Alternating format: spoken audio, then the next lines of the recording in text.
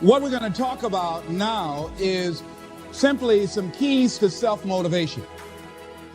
And all of us have motivation of some sort. I define motivation as the desire to achieve that which you believe to be worthwhile.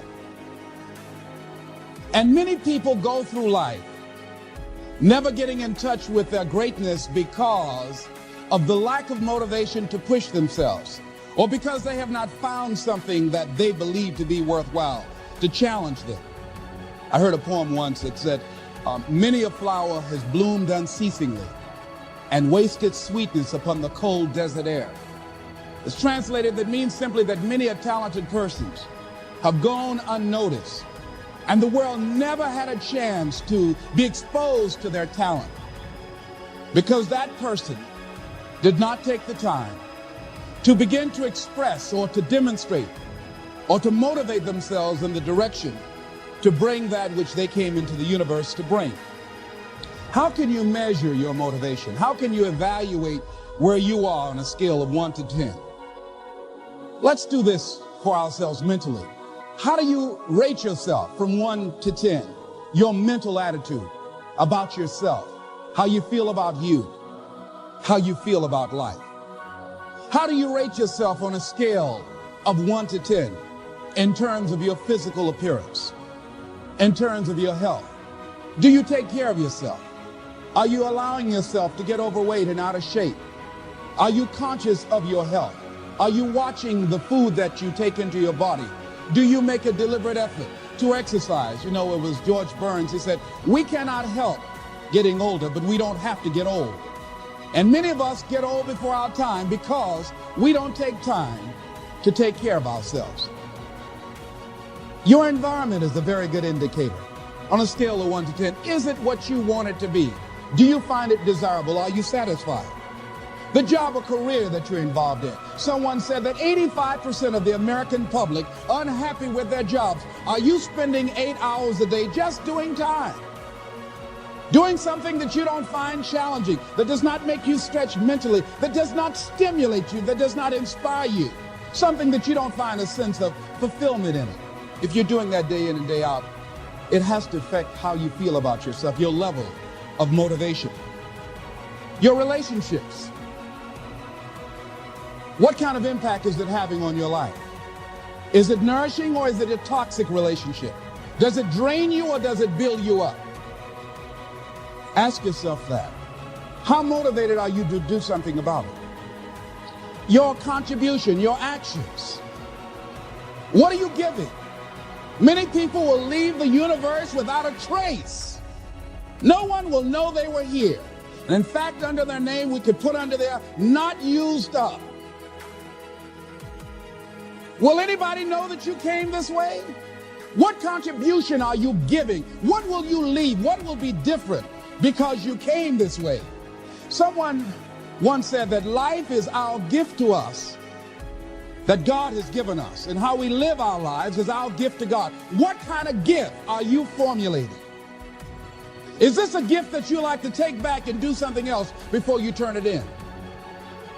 Think about that. What can we do? What are some of the keys that we can begin to use to motivate ourselves when our batteries run low? Because I don't care who you are, I don't care what you do, at some time you are going to get tired.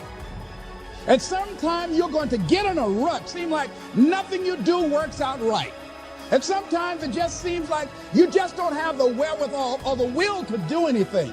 That sometimes you act like you're punch drunk. You're just wading through life, just doing time day in and day out, looking at non-discriminatory television, anything that's on, just looking.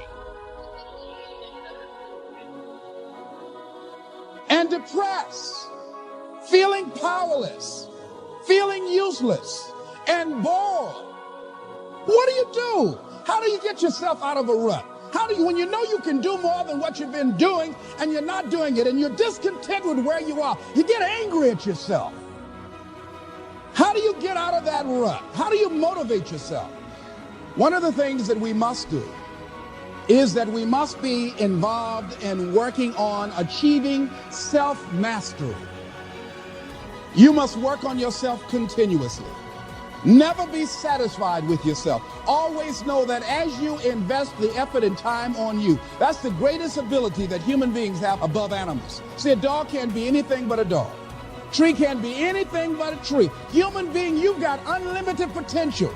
You can put effort on you, and by concentrating on you and developing you, you can transform your life wherever you are right now.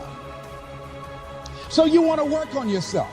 You want to read books that inspire you and motivate you. You want to listen to tapes over and over and over again. And I suggest that you listen to tapes when you first get up in the morning. You want to control the spirit of your day. When you first wake up in the morning, your mind is operating at 10.5 wave cycles per second. That's when the subconscious mind is most impressionable. Whatever you hear in the first 20 minutes when you wake up, that will affect the spirit of your day. When you listen to tapes, listen with relaxed belief. Believing that this can happen for you. And by listening to them, listen to them over and over and over again, and you will get a breakthrough. You can listen to the same tape for months, and all of a sudden, you hear something you never heard before. It have a special meaning for you. Or read the same book over again, and you find some special insight. You said, I can't believe I didn't see that the first time. So you want to be involved in developing yourself. Most people won't do that. Most people won't take that kind of effort and invest that kind of energy in themselves because they will fall prey to that conversation within. Oh, don't do that. You don't have time. You're too busy. You're too caught up in the rat race. Most people won't do that. Well, they won't take time to go to lectures. They won't take time to go to seminars. They won't take time to go to classes to improve themselves. And as you continue to work on yourself, you will begin to expand your vision of yourself. You begin to work towards self-mastery, and you will begin to see it reflect itself in all the dimensions of your life, your mental life, your physical life, your social life, in your relationships, your monetary life. So concentrate on developing yourself, because if you don't, I guarantee you that you will make a settlement, and most people have, and most of us already have. What kind of settlement have you made with your life? You know, when we make settlements, out-of-court settlements, you've heard them? That means that you decided to take something less than what you originally wanted to get had you gone into court. And the reason that you settled outside of court is because you didn't believe that you can get it. So you made an out-of-court settlement. Many of us are making in-life settlement. We're settling for less than what we actually deserve. We don't feel good about it, but we make it work in our minds. We'll come up with some kind of excuse to make it all right. What kind of settlement have you made with your life?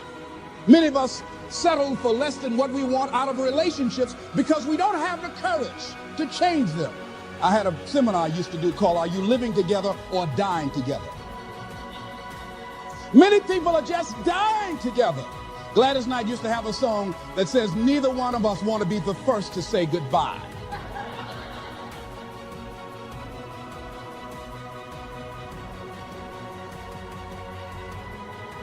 The next thing is, in order to begin to find some keys to self-motivation to drive yourself, in addition to working on yourself, and as you work on yourself, you feel good about yourself, and as you feel better about yourself, you treat yourself differently. Develop a health plan.